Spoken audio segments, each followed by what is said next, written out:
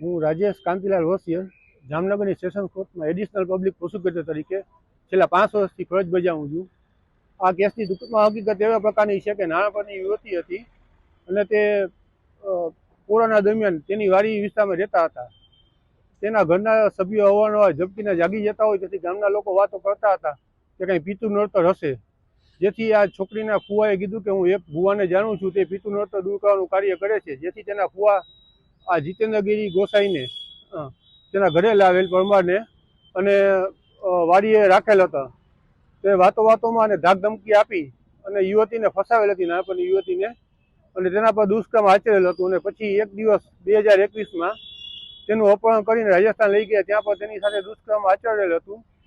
ત્યારબાદ જામનગરની પોલીસ દ્વારા મેન એમાં પીએસઆઈ સીએમ કાટલિયા સાહેબ દ્વારા મહેનત કરી અને છોકરી અને આ ભુવાને જામનગર લાવેલ હતા.